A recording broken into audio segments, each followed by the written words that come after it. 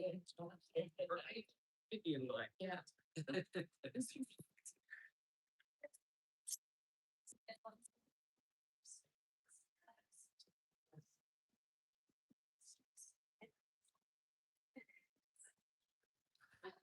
Just sit.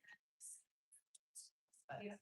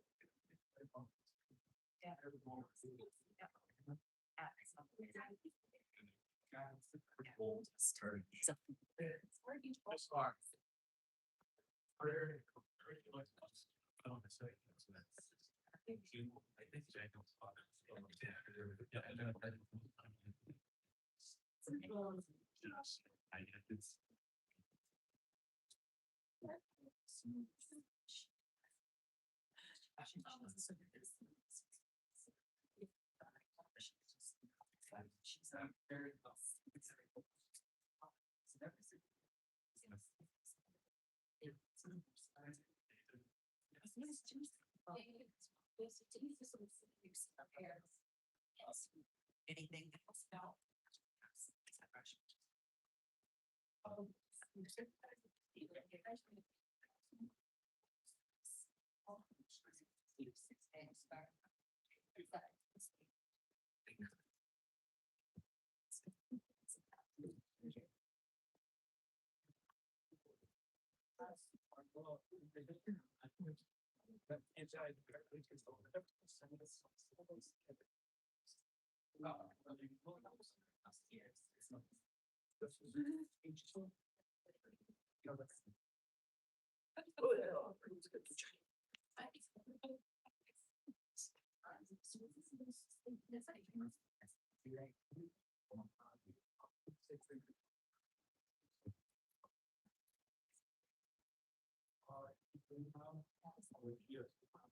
You just tell me when the bell rings in 50 seconds. But are you ready? I think you're coming first. That's how that is.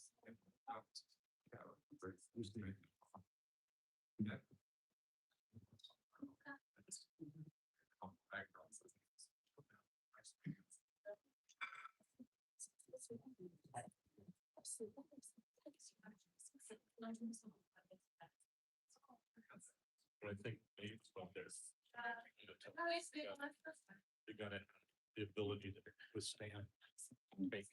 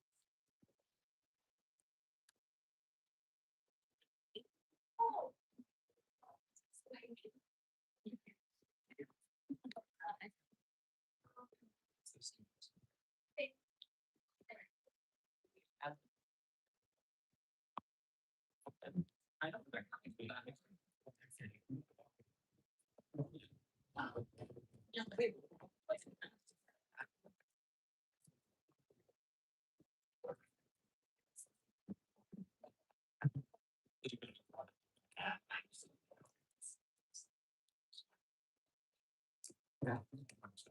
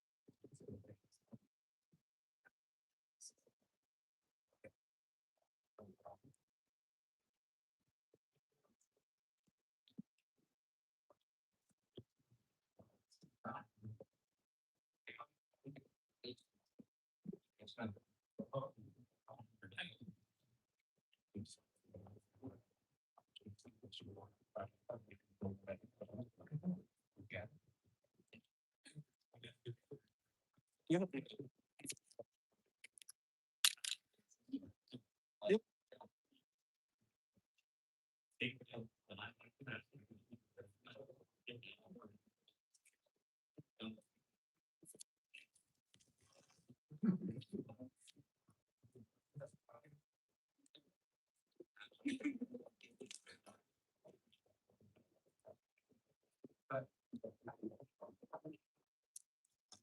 welcome.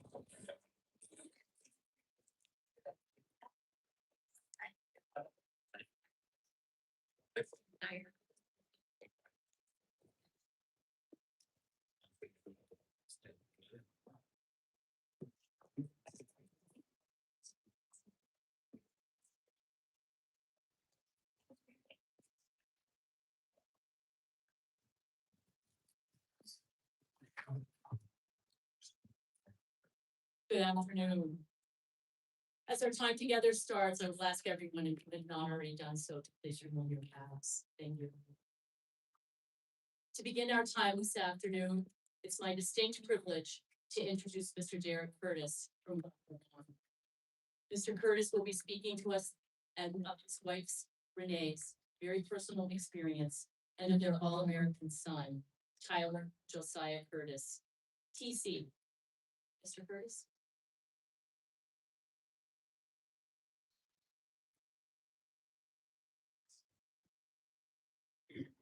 Good afternoon, everybody. We're here today because of decisions. The mock event is supposed to help me think about decisions. Some are big, some are small. Some are easy to make, some are easy to overlook. Don't drink and drive. Should be an easy decision. Could be a big decision. Leave your phone down when you're driving, don't be distracted. Should be a big decision, an easy one. Wear your seatbelt. That might seem like a small one, just going a mile down the road. It's not small. Not at all. We're here today because of that decision. Almost 8 years ago, Tyler made a bad decision. He didn't wear his seatbelt.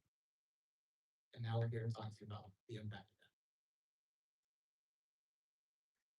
We didn't know they didn't wear a seatbelt all the time. We thought he did. Everybody thinks they're gonna see the right things all the time. Oh, maybe not. When he rode with us, when he drove with us, when he drove with his brother, in the driveway without putting his seatbelt on. Never would have thought. But he didn't. He paid. He paid for that with his wife. Think about conversations that I had with him. In February of the same year, he hurt himself in a bonfire accident. Again, means, right? Talking to him at the hospital later, one of the conversations we had, he said to me, all I can think about that, I said, he wouldn't die from my friends. 3 months later, that's exactly what happened. He died with his friend holding him, his best friend holding him in his lap. Trying to figure out what to do. guessing that you don't have assigned seating today. I want you guys to take a look to your right, to your left, look at your friends. First, when you're saying to your friends. Look at each other. Do you want your last memory of your friend to be them dying in your arms? Do you want that to be their last memory of you? I don't think you do. Decisions, we second guess them all the time. I can tell you, Ray and I have second guessed the decision thousands of times. Why did we have to know his friends that night? It was easy. It was a small decision when we made hundreds of times. It was normal. It was a weekend night. He was gonna go hang out with his friend. We'd see him next morning. We didn't. And that led us into what we think about as here are the first events after Steph. First Mother's Day, first Father's Day, first Christmas. Empty seats. He's not around. We're not hearing his voice. We're not hearing him tell us how stupid COVID was. Masks. Because that's what he told us. We know that. Spending time crying in the shower. Today, still, we're almost 8 years. For a few days, 8 years from the start of this for us. From being out and about and seeing somebody in the crowd who you swear was violent and your heart stops. Just for a second, you know it's them. It can't. It can never be again. But you see.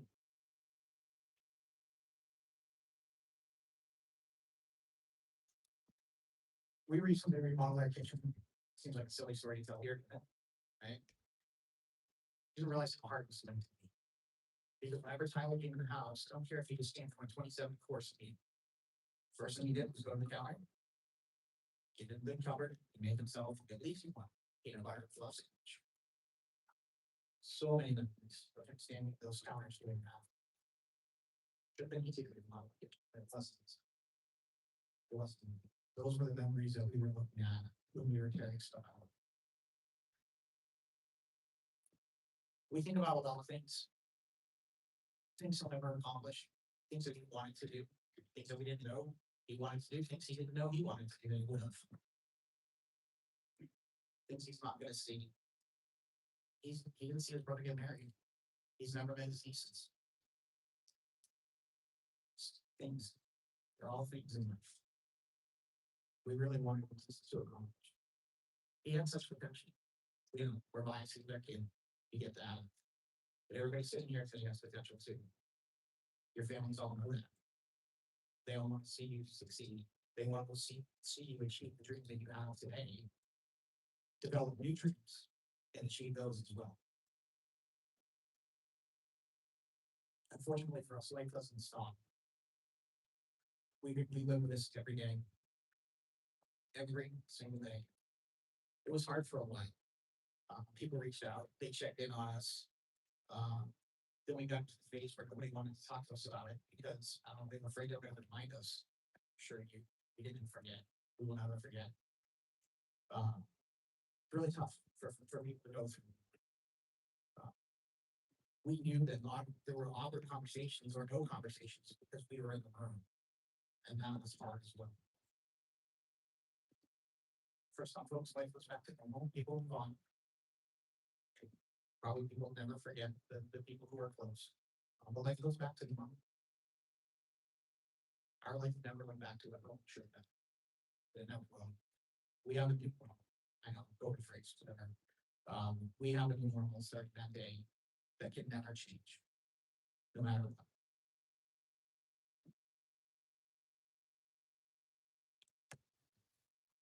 I want you guys to close your eyes for just a minute. Nobody's gonna jump out and scare you, I promise.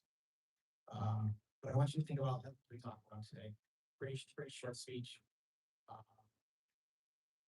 Think about the meeting that we just talked about. I want you to picture your parents, your family, your friends sitting here. We did this almost 8 years ago in a gym. For us, it wasn't a mom. It was real. We didn't get a chance to walk out there and say, "Wow, that was impactful," but man, let's go back to our regular lives. We don't have that much. Never have. You guys do. You guys sound. Picture your parents dropping the couch coffin. Anybody have a problem with that? Thought you didn't think about your parents figuring out a coffin? No. Rest did. Have them figure out what they want to speak at your funeral, because they can't do it. Who will do you justice that they want from you? In front of a group of your family and friends. Talking about what your life was and what it could have been. Then in a couple weeks. Getting the mail, knowing it was coming, dreading it was just the same. It's the envelope from the Department of Health. Picture it and shaking as they're opening up the envelope, knowing that they're about to pull out the death certificate with your name on it. If watching you in a coffin, going to the ground was a finality, I can assure you this is. Think about your friends, your siblings, one more conversation, what they would give, be able to talk to you one more time, to hear you laugh, to hear you say whatever your favorite phrase is, whatever it is. Think about it. Because that's the impact of decisions. That's the impact of decisions. For you guys today, this is a mock. You can leave here, like I just said, you can go on with your lives, you can think about this. I sincerely hope that this is as close as you get to this situation. This is the worst thing ever for you and I, and the closest you ever are to today. If you take nothing else from today, take those images of your family, burn them in your mind. Don't be the cause of those images. Thank you.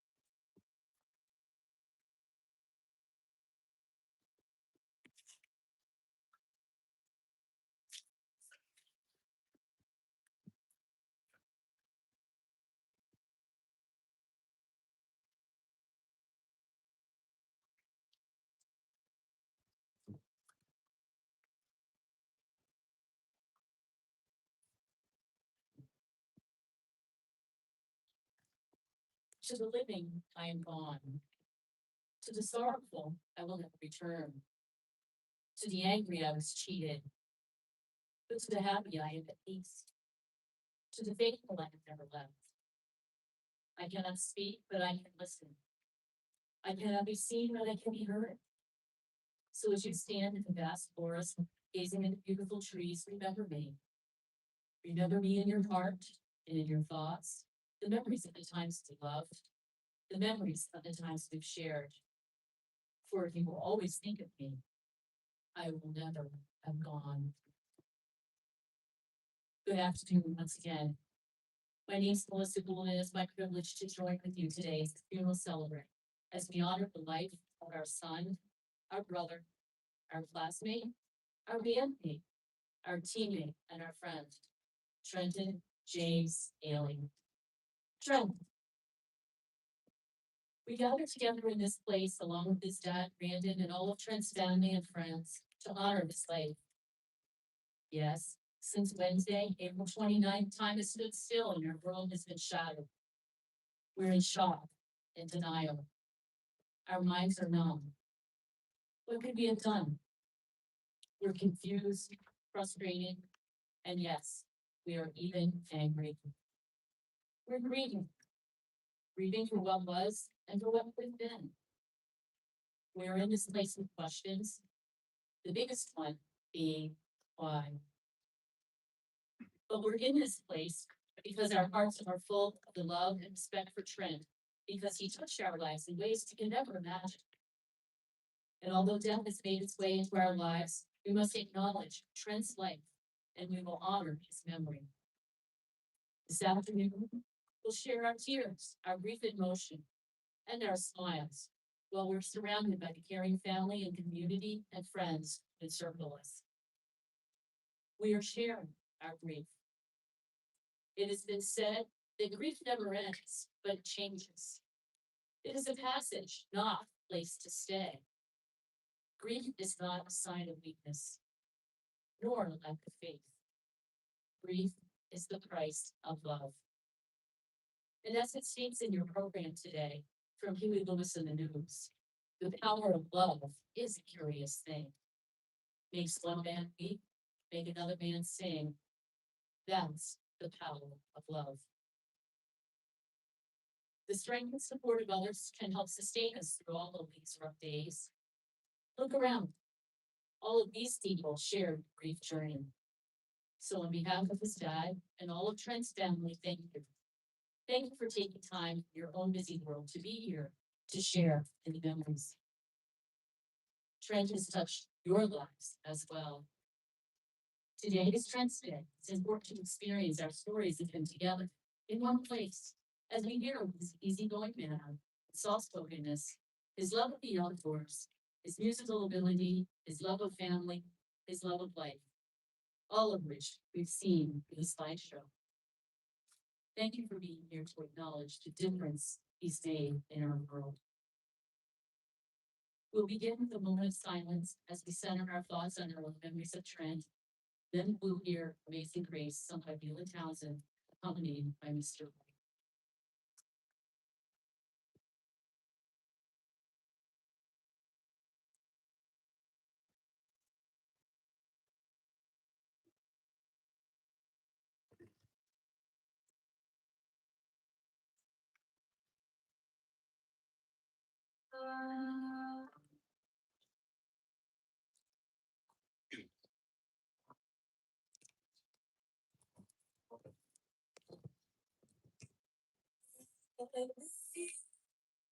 Sing grace,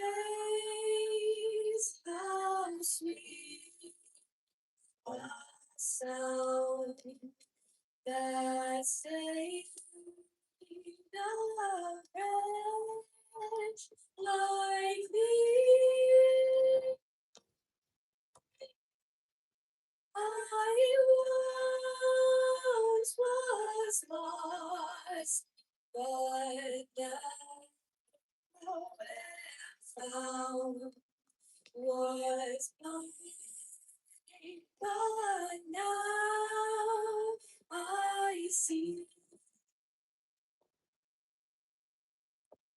Through many dangerous trials and snares, I have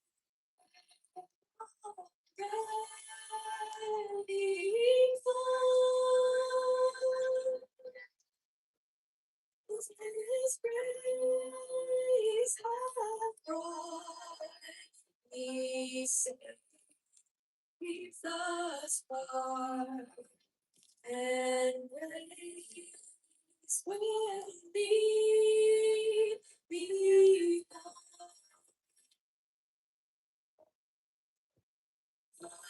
Amazing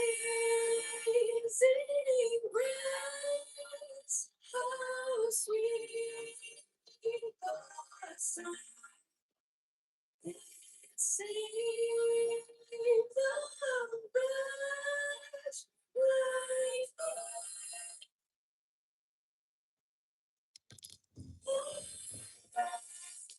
was lost, but now and was blind, but now I see.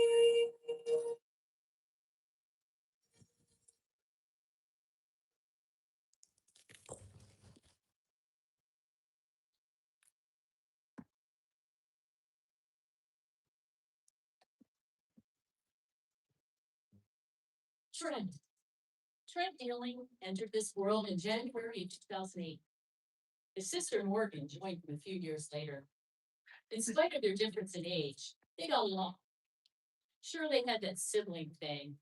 And to paraphrase Charles Schultz, little sisters of the crabgrass in the lawn of life.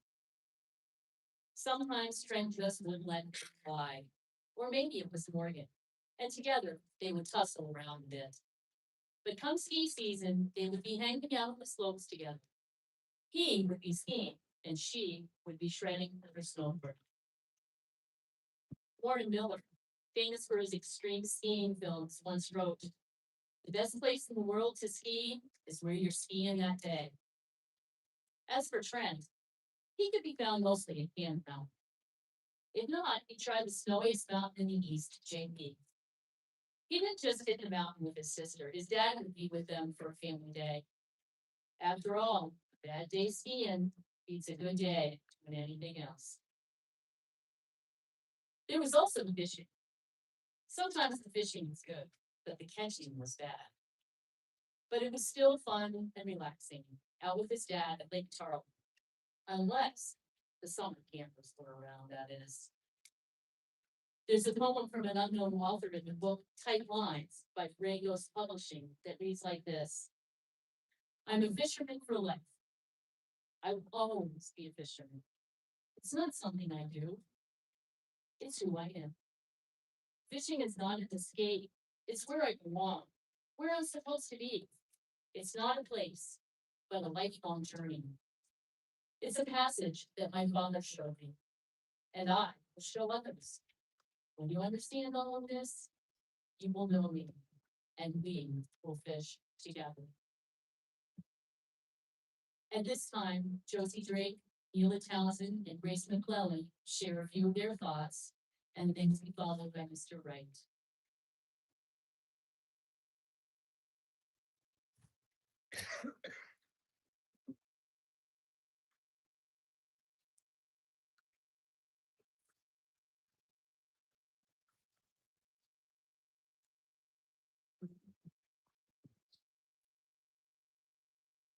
When I was 9 and Trent was 10, I sat next to him on the school bus because we were the only open spot. We were both shy, it was fairly awkward, but that was the first time we really talked. We must have found something in common eventually because we ended up becoming best friends. I moved houses after 4th grade, and with what must have been God's help, that house happened to be just across the street from his. We grew up together exploring the woods behind my house, building forts, playing Battleship over walkie-talkies. We could spend hours swapping theories about our favorite TV shows. I'd try and force him to watch something stupid, and he could show me something super awesome. I thought we were going to keep talking and laughing and debating. I thought I would suffer hundreds more of his Peaky Blinders impressions, and I thought I would have a million more chances to finally read his favorite book and tell him what I thought about it. But no one can. And now no one understands my stupid jokes. I have inside jokes I can't use anymore because the person I shared with isn't here. But Trent is here. He's in our hearts, maybe in our words, and maybe in our actions when we can't remember when we remember how he was taken from us. Wherever he is, I just want him to know that we can all feel his presence, listening to everything that we're saying. But even if he is listening, I will never be able to hear him again. I love Trent. He was smart and clever and kind and funny. He liked boring literature and video games, satirical TV and writing stories. He will always be like a brother to me and my best friend. Thank you.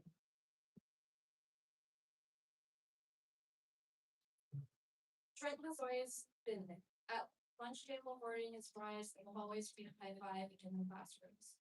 Without him, school feels empty. Trent played trumpet in the WHS band. One of our favorite things to do at assemblies was to put Trent out there on stage, scout him out, and make funny faces and make notice us when he crossed the museum. It's weird to think about how it will ever be alone on stage again. Once at a sleepover with my friends and I, we stopped by 4 hours late. We were all in our pajamas and he just walked in wearing his sunglasses in the middle of the night and some fancy jacket he bought from all of the pieces and his teacher. He sat on a stool at the front of the room while we listened to a radar run and sat down and honey was slam no trade. That was a great day that I will continue to hold close to me. I'm really gonna miss Trent. He was always ready to chat with the and listening, always ready to talk about YouTube and all horror video games before we would literally end. I'll miss that a lot. Before I say goodbye, I want to thank him for being such a great friend and a great person. You'll be missed, Trent. Thank you. I also want to send my condolences to Trent's family. He raised a brilliant child that shared his positivity with everyone. I hope that he will continue to do so the same for you, even in death to his family.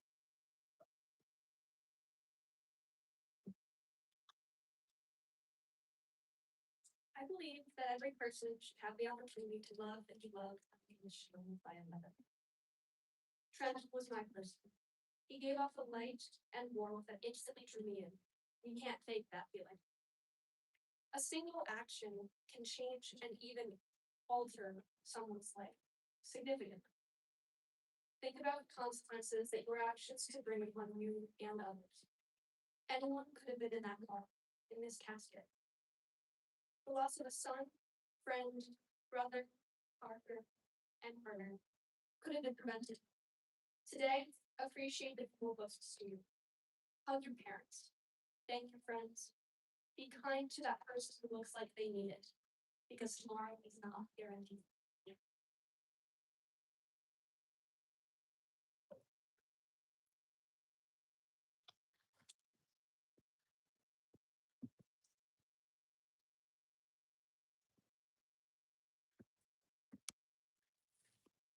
Trent Ailing was one of the first students who I ever worked with here in April.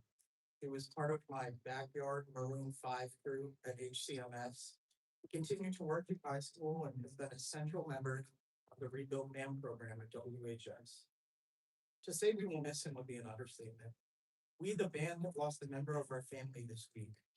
As a group that has melded so closely together and has become such a highlight of our lives, we will forever be left with a void that cannot be filled. Trent was a caring and hardworking student, the kind every teacher values, but always knew when and how to crack a joke as well. Members of last year's pet band may remember his wise remark in the room upstairs at Colby Sawyer before the game. I probably shouldn't have laughed at that moment as a teacher, but man, he was just too funny. As I think about Trent's siblings, both of whom I've also had in band, his dad, who I've gotten to know over the last 6 years, I can't even begin to understand what we're feeling. Please know that we are here for you.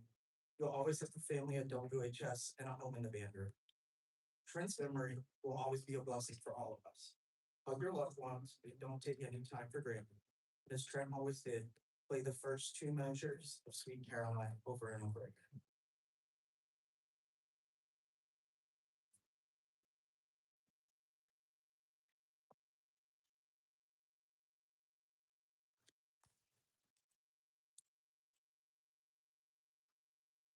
Thank you all. Music. Over time, we've learned that music says things that words simply cannot. And that music is what our feelings really sound like. Trent was a musician. We remember that by seeing and hearing the music of his life. We see his Batman shirt. We see his trumpets surrounded by flowers. How did this love of music come about? He began playing when he was in 5th grade. At one time, he had to play a small concert for Mr. Hines, and he was hooked. Mr. Heinz even talked about jumping. After continuing to hone his talent, Trent became a valued member of the newest version of Woodsville High School band and was instrumental in beginning the ever popular pep band. Heard at basketball games and most recently at the April town meeting. It was great to see him playing in the back row, playing the trumpet with others, and seeing the crowd rise to the national anthem and respond to Sweet Caroline and all the other songs that we played during the timeout of an Engineers basketball game. Justin Volker noted, when speaking about music, that the greatest gift we can give our loved ones is not the sadness we feel with their passing, but the joy we take in having known them. As with a lost musician, we can never, again, sit with them as they play, but we can remember them and how they taught us to appreciate the song of life. We can pass along the magic of the message once we master the right chords. Trent mastered the right chords. And although we will not be in the chair beside us, we will recall how he taught us to appreciate life. Along with his teammates, he enjoyed running cross country with his fellow engineers. It's a sport of endurance and toughness and teamwork, all of which were attributes to which Trent aspired.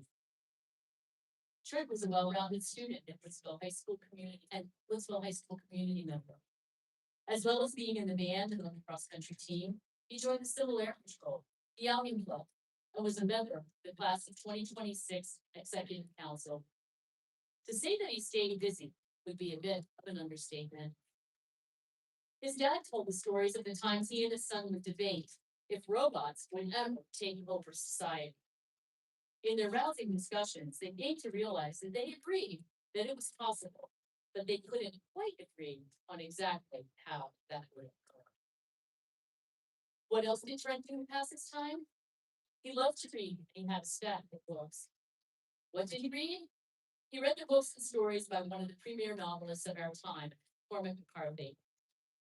He recently finished Blood Meridian and finished All the Pretty Horses.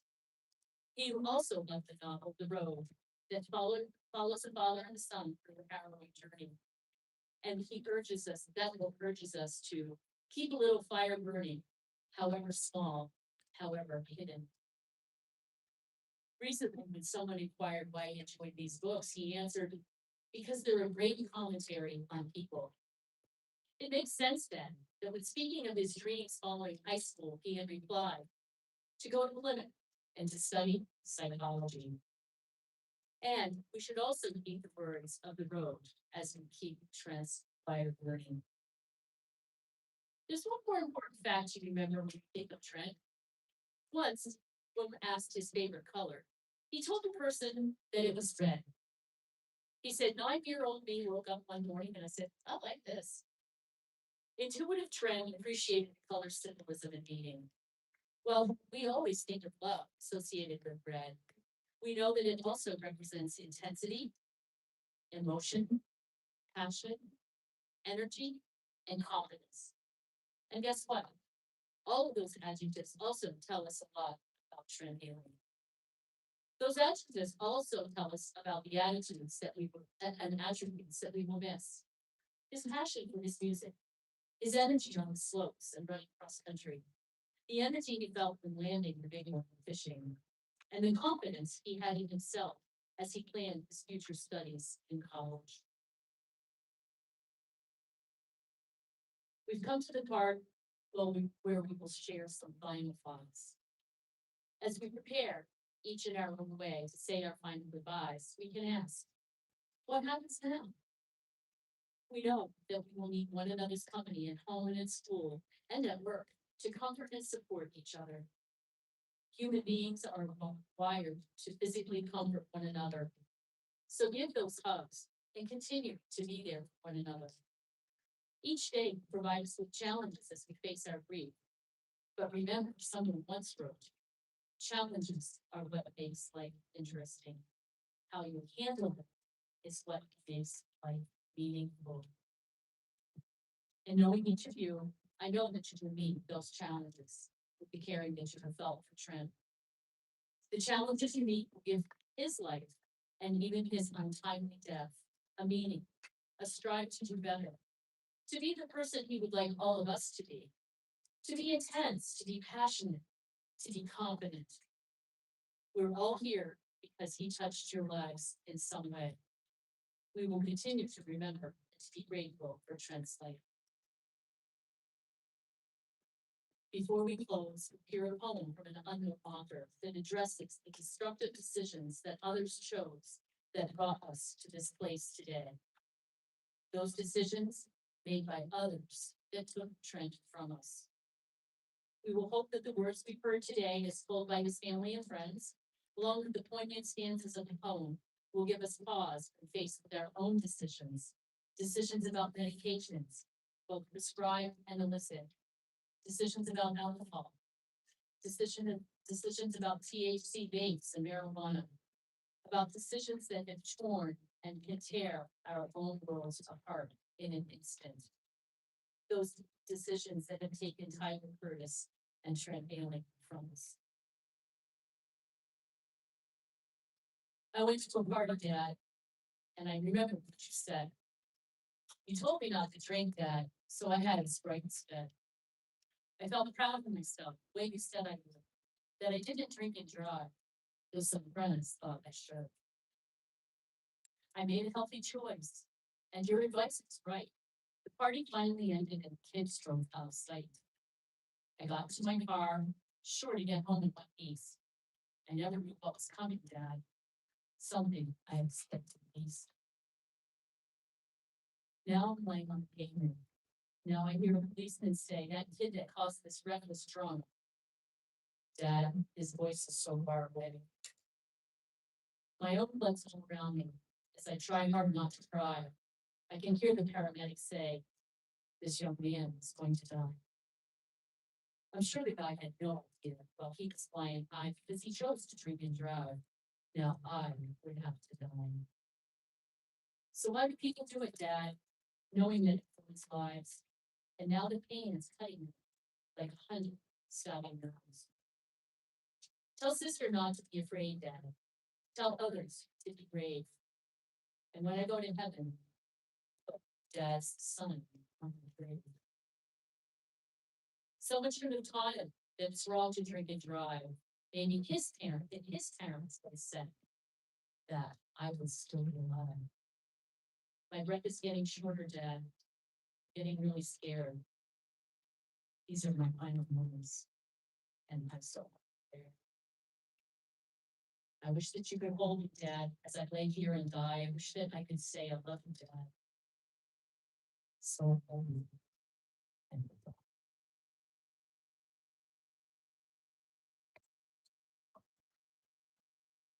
As Trent kneeling is caring to his final resting place, as his dad and his family and friends follow him out of the building, please stand to honor them in silence and respect one final time. And then dismiss.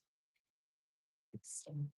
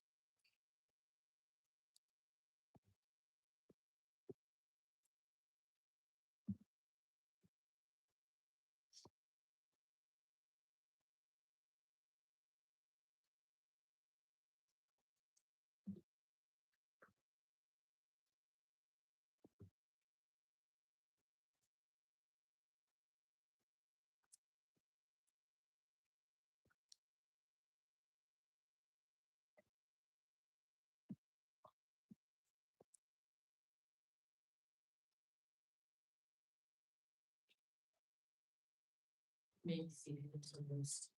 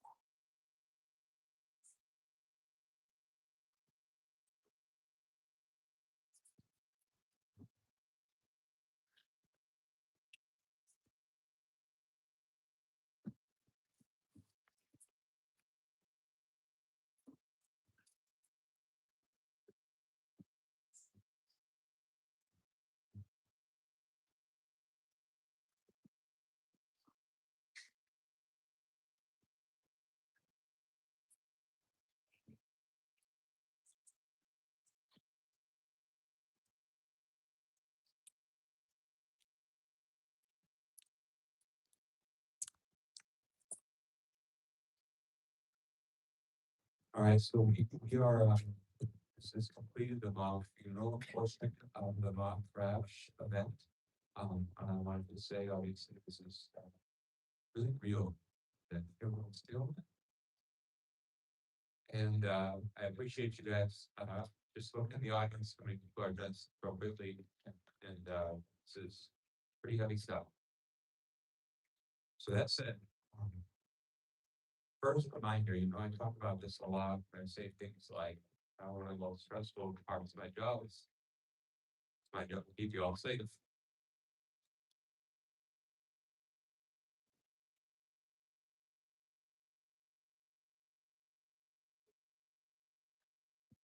So I seem upset about something.